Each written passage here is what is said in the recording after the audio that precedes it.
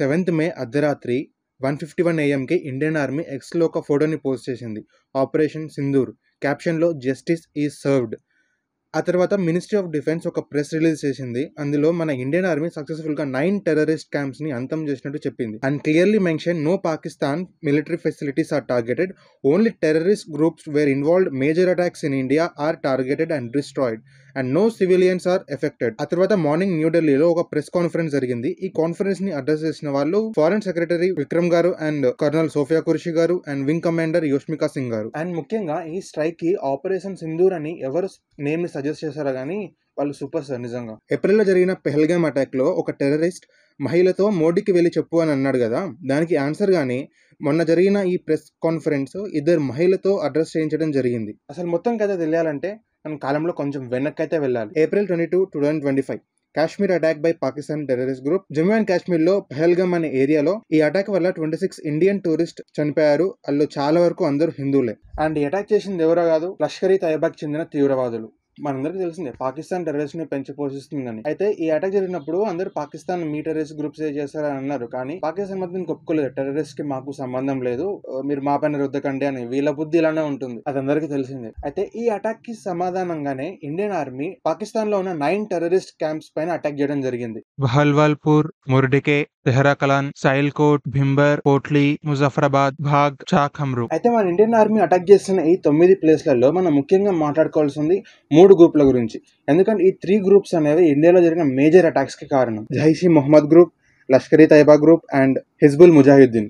Indian army only ఈ terrorist camps ని target చేయడానికి కూడా ముఖ్యమైన కారణం ఏందో మీకు తెలిస్తే షాక్ అవుతారు.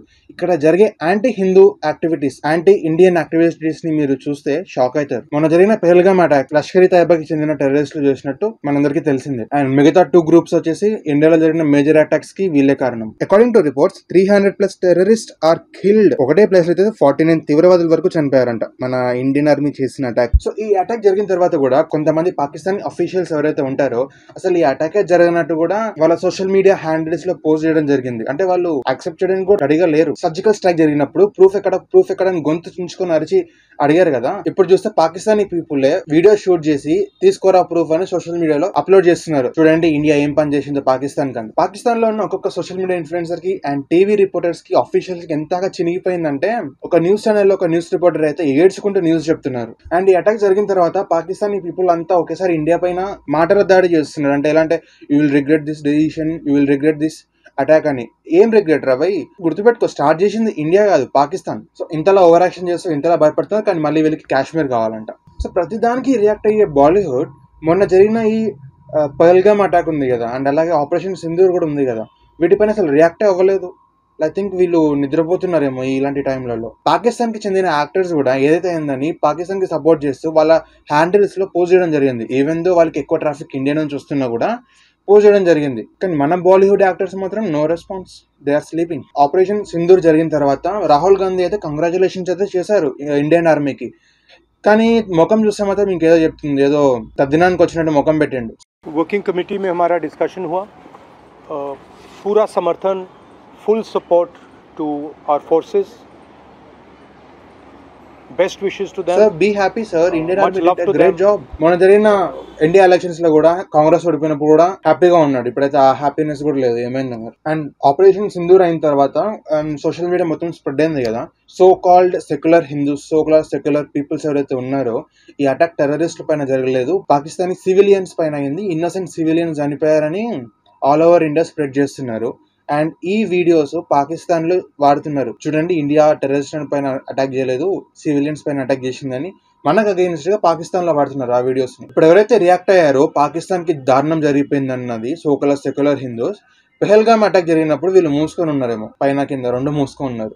ఎప్పుడైతే టెర్రరిస్ట్ అటాక్ జరుగుతుందో ఆ టెర్రరిస్ట్ కి సంబంధించిన పీపుల్స్ ఎవరైతే ఉంటారో వాళ్ళు సోషల్ మీడియాలో terrorist has no religion, terrorism has no religion అని స్లోగన్స్ చెప్తారు. ఇలాంటప్పుడు మాత్రం పైన కింద మూసుకొని ఉంటారు. సక్సెస్ఫుల్ గా ఇండియన్ ఆర్మీ టెర్రరిస్ట్ క్యాంప్ పైన అటాక్ చేయడం జరిగింది. దీని తర్వాత పాకిస్తాన్ ఊరుకోలేదు కదా, 400+ టర్కీ డ్రోన్స్ తోనే మన ఇండియా పైన అటాక్ చేయడం జరిగింది. అవును టర్కీ, మీరు వింటున్నది నిజమే. ఎప్పుడైతే టర్కీలో భూకంపం వచ్చిందో అప్పుడు మనం ఫస్ట్ ఉండి ఆపరేషన్ దోస్త్ పేరు మీద మన ఇండియన్ గవర్నమెంట్ వాళ్ళకి హెల్ప్ చేసింది, చాలా వరకు హెల్ప్ చేసింది. కానీ ఇప్పుడు మనకి వాళ్ళే వెన్నుపోటు పొడిచారు. పాకిస్తాన్ బుద్ధి ఎప్పుడూ తెలిసిందే, మనం ఏదైతే చేస్తామో దానికి ఆపోజిట్ గా పాకిస్తాన్ ఎప్పుడు చేస్తూనే ఉంటుంది. దాదాపు 400 డ్రోన్లతో ఇండియా పైన అటాక్ చేసింది పాకిస్తాన్. కానీ ఒక్క డ్రోన్ కూడా ఇండియా ఒక నేలని తాగలేదు. దానికి కారణం సుదర్శన్ చక్ర అని పిలువబడే S-400 డిఫెన్స్ సిస్టమ్ వల్ల. పాకిస్తాన్ తో బార్డర్ షేర్ చేసుకునే స్టేట్స్ ఇప్పుడు సేఫ్ గా ఉన్నాయంటే దానికి కారణం ఈ సుదర్శన్ చక్ర. అయితే ఈ డిఫెన్స్ సిస్టమ్ రష్యా నుంచి కొనుక్కున్నాం. దాదాపు 35,000 కోట్లు ఖర్చు పెట్టి 5 యూనిట్స్ ని ఆర్డర్ చేయడం జరిగింది. 3 యూనిట్స్ ఏమో 2021 లో డెలివరీ అయింది. వీటిని మన ఇండియన్ పాకిస్తాన్ బార్డర్స్ ఉంటాయి కదా, అక్కడ డిప్లాయ్ చేయడం జరిగింది. అండ్ మిగతా 2026 లో డెలివరీ అవుతాయి అని అన్నారు. ఈ డీల్ ని సైన్ చేసేటప్పుడు USA ఇండియన్ వార్న్ చేసింది, ఈ డీల్ జరగకూడదు, మీరు రష్యా నుంచి వెపన్స్ ఇట్లా డిఫెన్స్ సిస్టమ్ బై చేయకూడదని చాలా శాంక్షన్స్ వేసామని కూడా భయపెట్టించింది. కానీ అవేమి పట్టించుకోకుండా ఎలాగైనా ఈ డీల్ జరగాల్సిందని ఈ డీల్ అనేది సైన్ చేయడం జరిగింది. సో అప్పుడు తీసుకున్న ఈ డెసిషనే ఇప్పుడు ఇండియాలో ఉన్న ఒక్క ప్లేస్ కూడా డిస్ట్రాయ్ అవ్వకుండా కాపాడింది. USA కాదు, మన ఇండియాలో ఉండే సో కాల్డ్ పీపుల్ కూడా దీన్ని అపోజ్ చేశారు. ఎందుకు అంత ఖర్చు పెడుతున్నారు డిఫెన్స్ సిస్టమ్ అంత అవసరమా అని. రాహుల్ గాంధీ కూడా and total Congress party oppose చేసింది అవసరం లేదని. అసలు ఈ S-400 అంటే ఏంది? ఒక డిఫెన్స్ సిస్టమ్ మనం గాల్లో ఇతర మిసైల్స్ కానివ్వండి, డ్రోన్స్ కానివ్వండి, ఎయిర్ అటాక్స్ ఉంటాయి కదా, అలాంటివి జరిగినప్పుడు ఈ డిఫెన్స్ సిస్టమ్ వాటిని గుర్తించి గాల్లోనే వాటిని న్యూట్రలైజ్ చేసేయడం జరుగుతుంది. అట్లనే దాదాపు 400+ డ్రోన్స్ ని లాంచ్ చేస్తే వాటిని ఈ డిఫెన్స్ సిస్టమ్ అనేది గాల్లోనే న్యూట్రలైజ్ చేసేయడం జరిగింది. మొన్న ఫ్రైడే రోజు పాకిస్తాన్ హైపర్సోనిక్ బలిస్టిక్ మిసైల్ ని కూడా లాంచ్ చేసింది, అది ఢిల్లీ వైపు. అయితే ఢిల్లీ మీదుగా వస్తుందని మన ఇండియన్ రైడర్స్ గుర్తించడంతో మన ఇండియన్ డిఫెన్స్ సిస్టమ్ యాక్టివేట్ అయ్యి దాన్ని గాల్లోనే న్యూట్రలైజ్ చేసేయడం జరిగింది. అది కానీ ఒకవేళ బై ఛాన్స్ మిస్ అయ్యి మాత్రం ప్లేస్ లో పడిందంటే చాలా వరకు డిస్ట్రక్షన్ చూసేవాళ్ళం మనం. అయితే ఇదంతా అయిన తర్వాత వీళ్ళు అటాక్ చేసిన కాబట్టి మన ఇండియన్ కూడా ఆపోజిట్ గా అటాక్ అయితే చేయడం జరిగింది ఇండియన్ ఆర్మీ. అందుకు గాను వాళ్ళకి పాకిస్తాన్ లో ఉండే కొన్ని ఎయిర్ బేసెస్ ని కూడా అటాక్ చేయడం జరిగింది. ఒక ముఖ్యమైన ఎయిర్ బేస్ ని అయితే అటాక్ చేయడం జరిగింది. అది ఎంత పెద్ద అటాక్ అంటే నాసా వాళ్ళకి చెందిన శాటిలైట్స్ ఉంటాయి కదా, వాళ్ళ శాటిలైట్స్ నుంచి కూడా బాగా ఎర్రగా కనబడిందంట. అందుకని భయపడి ఏదో some of the reasons circulate అవుతూ ఉన్నాయి సోషల్ మీడియాలో. దానికి భయపడి మన ట్రంప్ మామ ఎవరైతే ఉన్నాడో, ట్రంప్ అన్న, తను ఏదో సాధించినట్టు ఇండియాతో మాట్లాడి పాకిస్తాన్ తో మాట్లాడి సీజ్ ఫైర్ కి ఒప్పించామని తన ట్విట్టర్ హ్యాండిల్లో అలియాస్ ఎక్స్ హ్యాండిల్లో పోస్ట్ చేయడం జరిగింది. పోస్ట్ చేసి 3 అవర్స్ కూడా కాలేదు పాకిస్తాన్ మళ్ళీ అటాక్ చేసింది. ఇక్కడ మీకు ముఖ్యమైన విషయం గమనించాలి ఏంటంటే, ట్రంప్ మామ ఇండియా అండ్ పాకిస్తాన్ తో మాట్లాడిన తర్వాత పాకిస్తాన్ వాళ్ళ ఇండియాకి ఫోన్ చేసి మేము సీజ్ ఫైర్ కి ఒప్పుకుంటున్నామని చెప్పడం జరిగింది. ఈవెన్ తో 3 అవర్స్ తర్వాత మళ్ళీ వాళ్ళే అటాక్ చేయించారు. దొంగ బుద్ధి చూపించారు కదా మొత్తానికి. ఇలా ఎందుకు జరిగిందంటే ముఖ్యంగా ఒక కారణం అయితే ఉంది. ప్రైమ్ మినిస్టర్ మాట విన్నరు పాకిస్తాన్ లో. అక్కడ మిలిటరీకి ఎక్కువ పవర్ ఉంటుంది. అది ఎంతలా అంటే, సపోజ్ ఇప్పుడు ఆ గవర్నమెంట్ నచ్చలేదు అనుకోండి, అటాక్లు చేసి ఆ గవర్నమెంట్ ని దింపేసి వీళ్ళకి నచ్చిన గవర్నమెంట్ ని కూడా పెట్టుకోవచ్చు. అంతలా దరిద్రం పాకిస్తాన్ అంటే అర్థం చేసుకోండి మీరే. అంటే అక్కడ ఉన్న ప్రైమ్ మినిస్టర్ ఒక మాటకి విలువే లేదు. సో అందుకని పాకిస్తానీ ప్రైమ్ మినిస్టర్ చెప్పినా కూడా ఇక్కడ ఫోన్ చేసి మాట్లాడే క్రమంలోనే అక్కడ ఇంకో అటాక్ పాకిస్తాన్ మిలిటరీ వాళ్ళు ట్రై చేశారు. అది కూడా న్యూట్రలైజ్ అయిపోయింది అనుకోండి.